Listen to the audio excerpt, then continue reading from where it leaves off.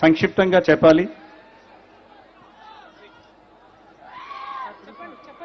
చెప్పండి. Deputy CM గారికి, పవన్ కళ్యాణ్ గారికి, మైసూరువారిపల్లి గ్రామం ఇచ్చేసిన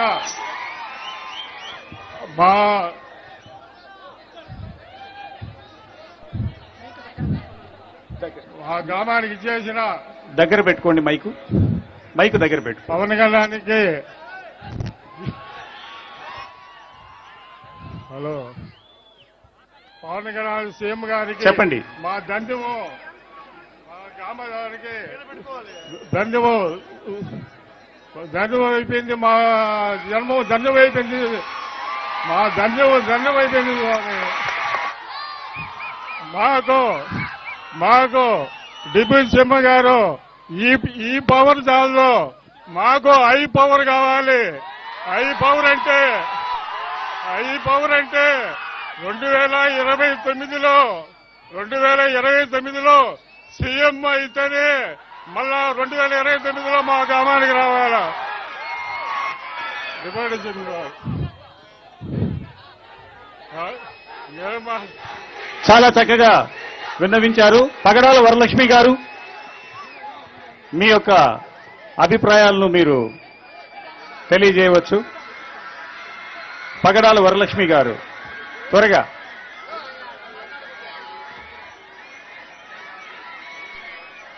మైక్ ఉందమ్మా, త్వరగా స్టార్ట్ చేయండిమ్మా.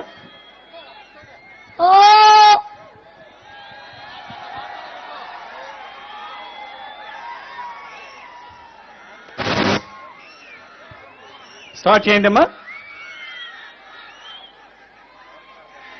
త్వరగా. హలో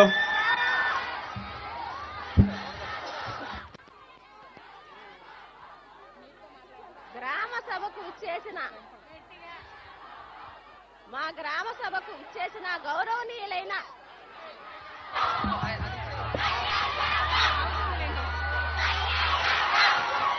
నిశ్శబ్దంగా ఉండాలి. మనము పాటించేటటువంటి విధానంలో 6 మంది గ్రామ సభ సభ్యులు మాట్లాడుతున్నారు. వారిలో రెండవ వారు పగడాల వరలక్ష్మి గారు. క్లుప్తంగా చెప్పండి. మా గ్రామ సభకు ఇచ్చేసిన గౌరవనీయులైన డిప్యూటీ సీఎం గారికి మరియు పెద్దలకి నమస్కారాలు తెలియజేసుకుంటున్నాను. మా గ్రామస్తులకి కూడా నమస్కారాలు తెలియజేసుకుంటున్నాను. ఈ రోజు మేము 10 సంవత్సరాల నుంచి ఎదురు చూసిన సమయం వచ్చింది సార్. మేము ఎన్నో రోజులు ఇక్కడ ప్రోగ్రాం జరిగితే మీరు వస్తే రోడ్ల పైన ఎండనక రాత్రి అయినా చిన్నపిల్లలతో సహా వెయిట్ చేసి మిమ్మల్ని చూడాలని 2 నిమిషాలైనా మీరు మాట్లాడితే వినాలని వెయిట్ చేసినాం సార్. అది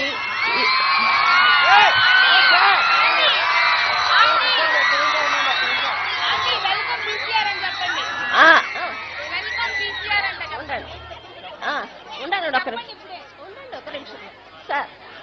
మేము నిజంగా సంకల్ప బలం ఉంటే అది మీ దాకా చేరతాది అనేది ఇప్పుడు జరిగింది సార్. ఈ మా గ్రామస్తులు సంకల్పంతో పంచాయతీ ప్రెసిడెంట్ ని గెలిపించినారు. మా నియోజకవర్గానికి మీరు ఇచ్చిన ఎమ్మెల్యేని గెలిపించినారు. కాబట్టి మేము ఎంతో ఈ గ్రామస్తులు అదృష్టవంతులంగా ఫీల్ అవుతున్నాం సార్ మీరు వచ్చినందుకు. దీంతో పాటు మాకు ఇక్కడున్న సమస్యలను ముఖ్యంగా తెలియజేయాలనుకుంటున్నాము. మా గ్రామస్తులు పూర్వం 30-40 సంవత్సరాల ముందర ఇక్కడ లార్జ్ స్కేల్ ఇండస్ట్రీ ఉండేది. అక్కడ సో ఫ్యాక్టరీ అని అక్కడ ఉపాధి పొందేవారు. తర్వాత అది క్లోజ్ చేయడం అయింది. ఉపాధి లేక అందరూ గల్ఫ్ దేశాలకు తరలి వెళ్లి అక్కడ 30-40 సంవత్సరాల కాలం అక్కడే తల్లిదండ్రులను పిల్లలను వదిలి ఎప్పుడో వచ్చి ఒకసారి వెళ్లాల్సిన పరిస్థితి వచ్చింది సార్. ఇక్కడ ఎటువంటి లార్జ్ స్కేల్ ఇండస్ట్రీ లేవు, స్మాల్ స్కేల్ ఇండస్ట్రీస్ లేవు.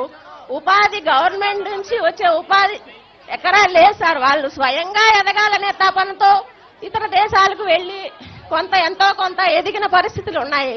కాబట్టి ఇక్కడ యువత ఇకనైనా ఇక్కడి నుంచి వేరే దేశాలకు వెళ్లకుండా ఇప్పుడు దేవుడు వచ్చి మన ముందు నిలిస్తే చాక్లెటో బిస్కెటో అడగవు సార్.